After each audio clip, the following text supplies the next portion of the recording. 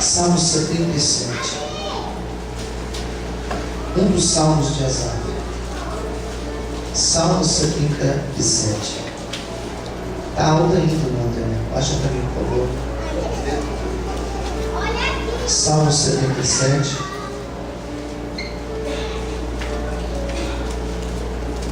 Vamos ler versículo 1.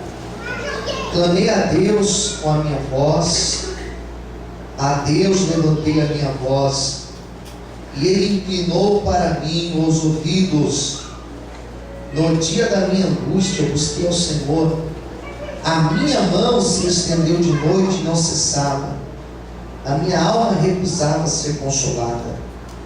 Lembrava-me de Deus e me perturbava, queixava-me, o meu espírito desfalecia. Sustentaste os meus olhos vigilantes, e sou tão perturbado que não posso falar.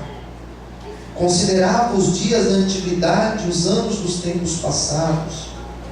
De noite eu chamei da lembrança o meu cântico, meditei em meu coração, e o meu espírito investigou. Rejeitará o Senhor para sempre, e não tornará a ser favorável? Cessou para sempre a sua benignidade? Acabou-se já a promessa que viu de geração em geração? Esqueceu-se Deus de ter misericórdia? Ou encerrou Ele as suas misericórdias na sua ira? E eu disse: isto é enfermidade minha. E logo me lembrei dos anos da destra do Altíssimo. Lembrar-me-ei, pois, das obras do Senhor. Certamente me lembrarei das tuas maravilhas da antiguidade. Meditarei também em todas as tuas obras, e falarei os teus feitos. A igreja diga amém. Amém. Quando Deus colocou no meu coração esta campanha de clamor, e Deus me orientou para que eu falasse de Asaf, para que eu trouxesse reflexões dos salmos de Asaf, eu me senti muito inspirado por isso. Porque os salmos de Asaf, as orações de Asaf, os cânticos de Asaf, são orações que nós encontramos um verdadeiro desabafo. Nós não percebemos uma poesia nas suas orações, nos seus cânticos. Nós não percebemos esse lado artístico. A preocupação de Asaf não era de compor uma música bonita, não era de fazer um cântico que a harmonia das palavras soavam bem. Quando você lê os salmos de Asaf, você não percebe que ele teve preocupação de colocar rima nas suas palavras, mas não. Ele simplesmente, ele desabafa, ele conta da sua experiência, ele coloca a sua experiência, ele joga na mesa todas as suas cartas. A impressão que eu tenho ao estudar e ao ler os textos de Asaf é que Asaf não estava preocupado com a opinião das pessoas. Ele não se preocupava daquilo que as pessoas iriam pensar dele. Então ele era sincero nas suas palavras e nas suas colocações. Às vezes nós não agimos de uma maneira que nós até gostaríamos de agir, porque nós pensamos: como será que as pessoas vão pensar de mim? O que será que elas vão pensar de mim? Se elas souberem que eu sou assim desse jeito, que eu penso desta forma. Às vezes, como pastor, tentamos ser fortes. Às vezes, como obreiros, tentamos ser fortes. Tentamos mostrar uma firmeza. E às vezes, dentro do nosso coração, nós estamos quebrados. Às vezes, nós queremos mostrar algo para as pessoas, quando na verdade o nosso interior, ele está desfalecido. Os salmos de Asaf, ele conta realmente como ele estava. Ele abre a sua vida é um livro aberto, e ele expressa expressa com as suas palavras o que realmente ele sentia em seu coração. E o Salmo 77 é um destes salmos que começa de um jeito e termina de outro jeito. Essa é uma característica de Asaf. Ele começa de uma forma e no decorrer, na evolução do salmo, ele tem um encontro com Deus e ele muda a forma de pensar e a maneira de agir. Tem alguns salmos de Asaf que parece que é alguém que escreveu no começo e um outro alguém que terminou o salmo. Sabe o que eu entendo?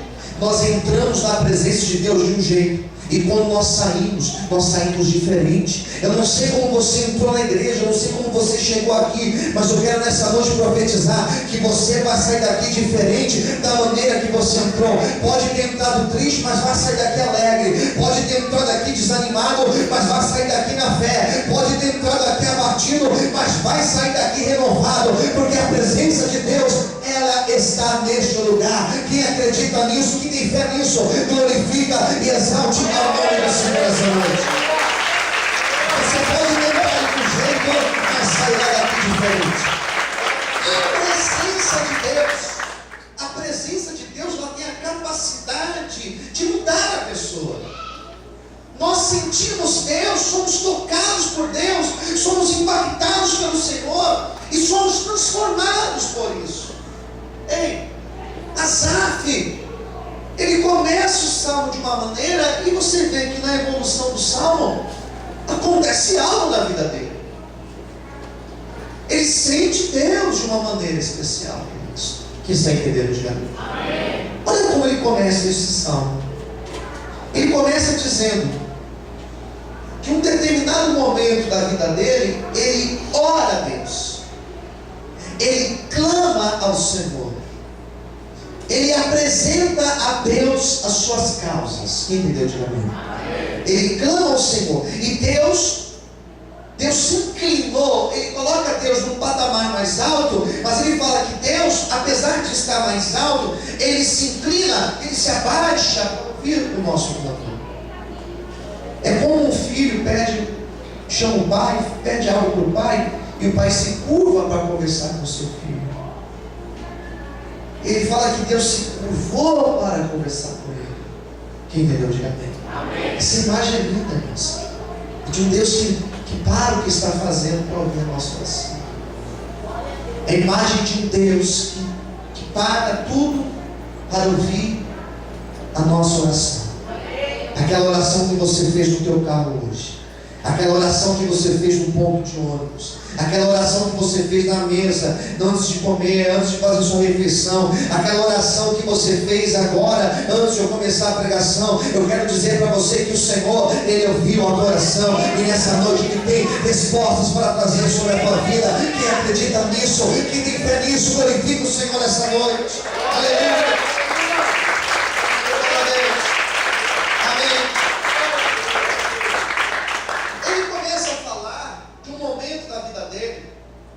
Que a alma dele não aceitava ser consolada.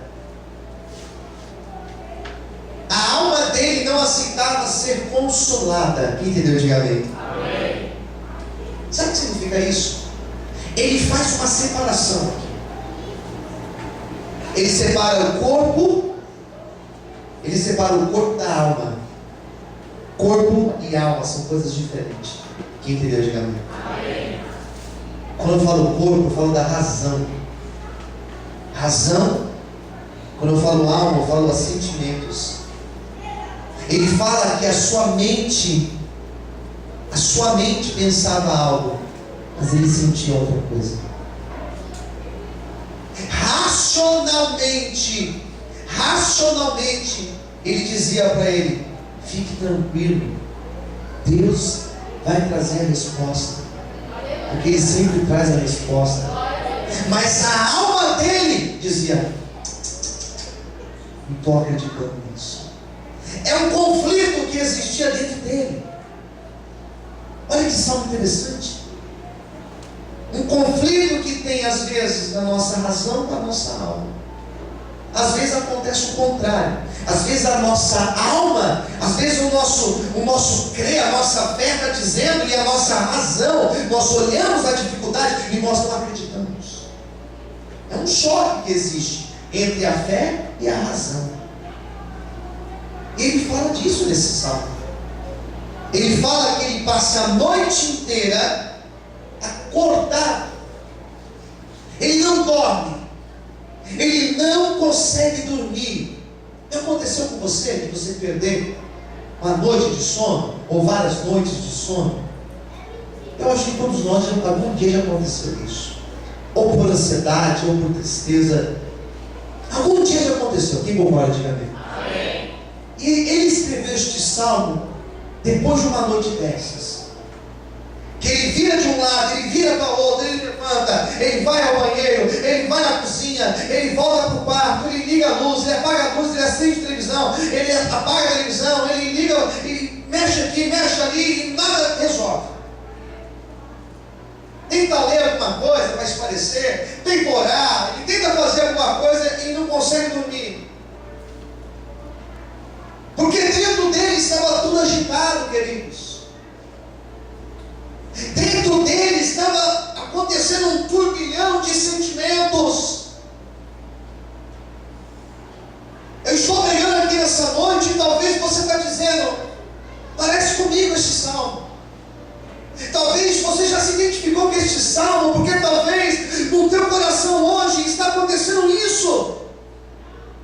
Talvez você está aqui preocupado porque amanhã é um dia decisivo para você. Talvez você está aqui preocupado porque esse mês já está acabando e você está aguardando algumas coisas. Talvez você está aqui agitado porque talvez você vai buscar um resultado de um exame amanhã. Talvez você tenha uma consulta no médico e está preocupado com aquilo que o médico vai te dizer.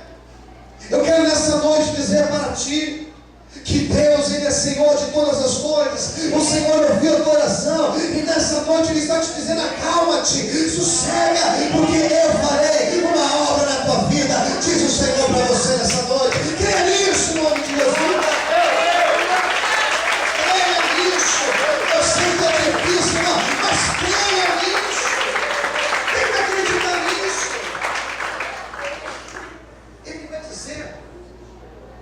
Ele vai dizer que nesses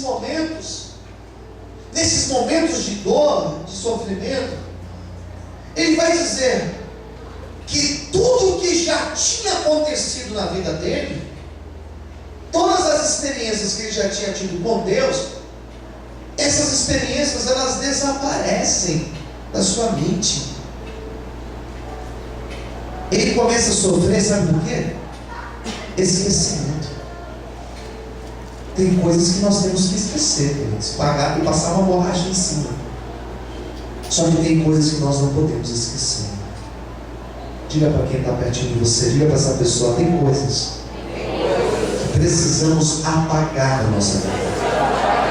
Mas tem outras coisas que não podemos esquecer. Quem entendeu? Diga. Ele começa a fazer um balanço da sua vida. Ele começa a vasculhar na mente dele momentos que ele passou por fases difíceis.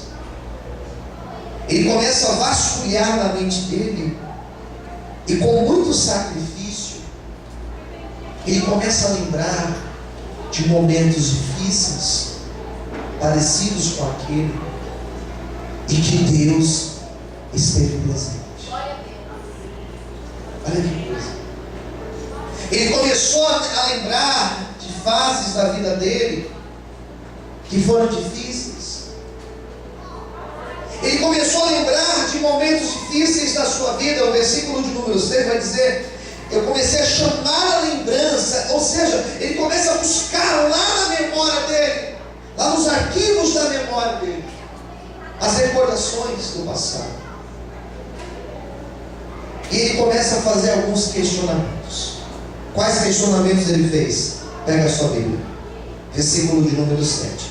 Primeira coisa que ele perguntou: rejeitará o Senhor para sempre e não tornará a ser favorável? Primeira coisa que ele perguntou: será que Deus vai me rejeitar para sempre? O primeiro sentimento que ele teve que enfrentar foi o sentimento de rejeição. Quem entendeu de mim? Ele se sentia rejeitado por Deus. Será que Deus vai permanecer assim, rejeitando? Segunda questão que ele levanta, versículo 8: cessou para sempre a sua benignidade? Será que Deus deixou de ser bom para comigo? Será que Deus não é bom? Será que Deus é bom para aquele? E na minha vida Deus não é tão bom assim? Já teve algum momento que você olhou para alguém e falou: por que Deus abençoou ele? E por que na minha vida nada acontece? Já aconteceu algum momento de você pensar: será que é só para mim que as coisas não acontecem? Quem está entendendo de mim? Amém. É assim que ele está. Não diferente de muitos de nós que estamos aqui. Terceira pergunta que ele faz: acabou-se já a promessa que veio de geração em geração? Aqui ele já vai num ponto. Aqui ele vai num ponto que eu acho interessante e muito delicado, porque ele pensa: e a promessa de Deus? E a promessa de Deus na minha vida?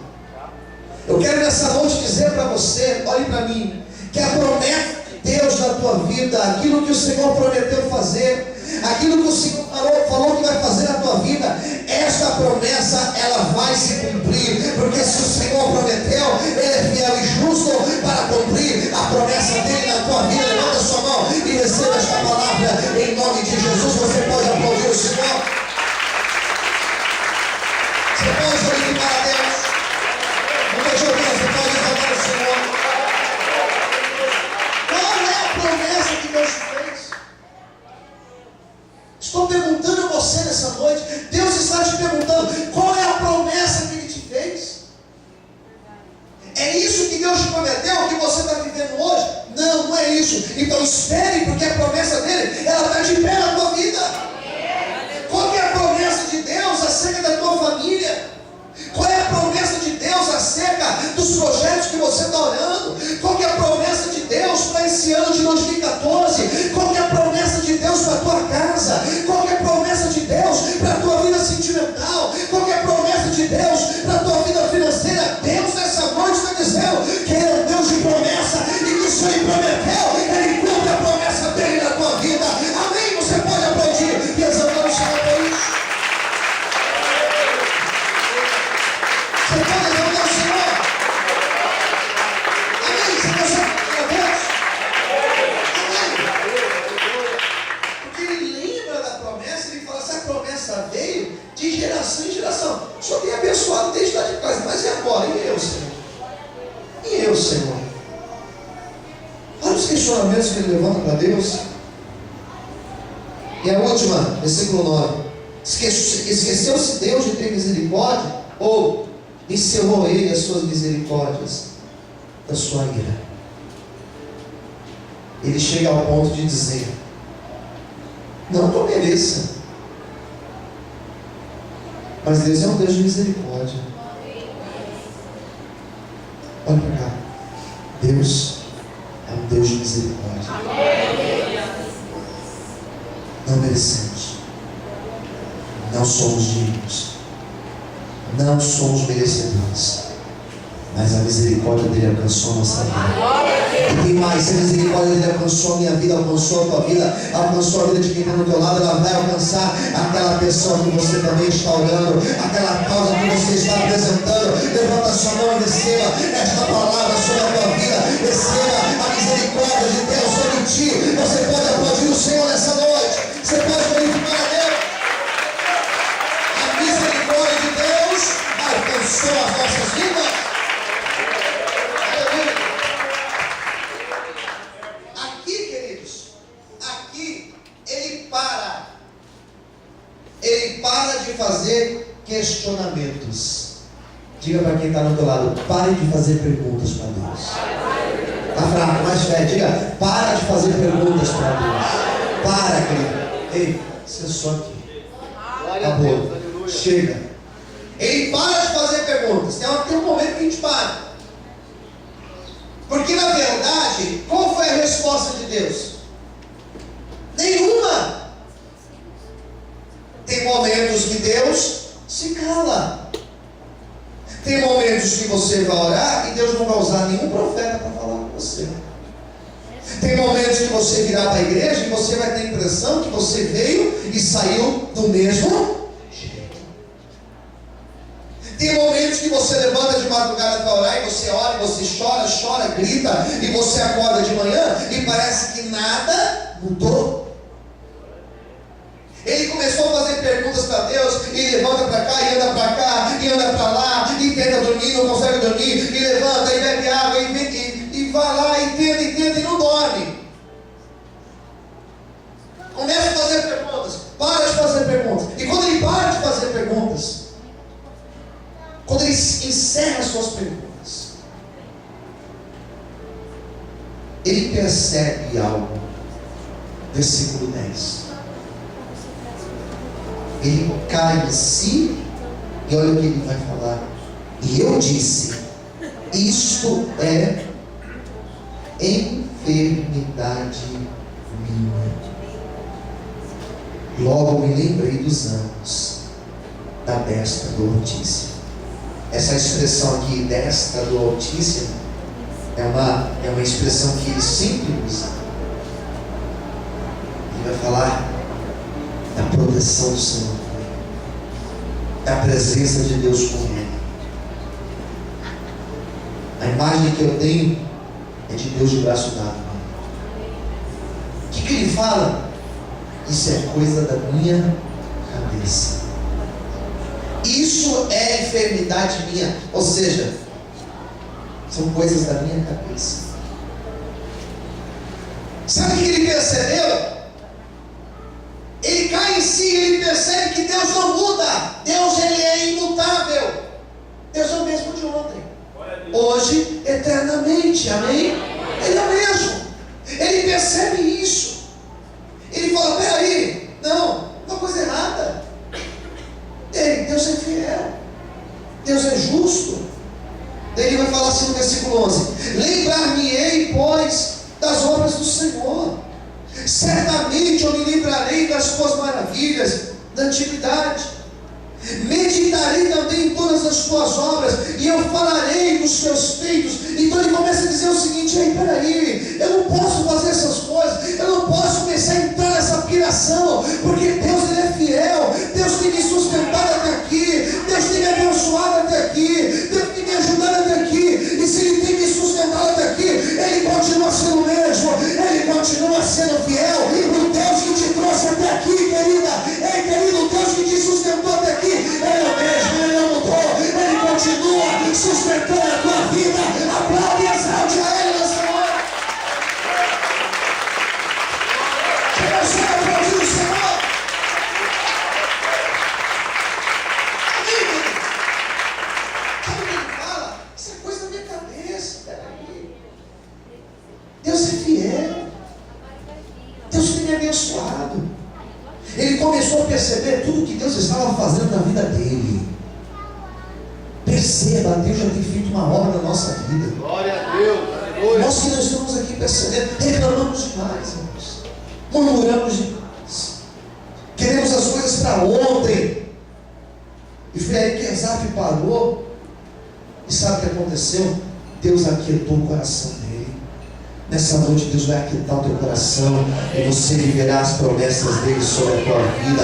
Hoje você pode ter entrado aqui angustiado, triste, preocupado, achando que nada tem acontecido, mas eu profetizo, levanta suas mãos aos céus, eu profetizo que nós sairemos daqui com a mesma percepção que Asaf. O Senhor está comigo, as mãos dele estão sobre a minha vida, e a vitória dele, ela é minha. Em nome de Jesus, você pode aplaudir o Senhor, você pode glorificar o nome de Deus. Aleluia.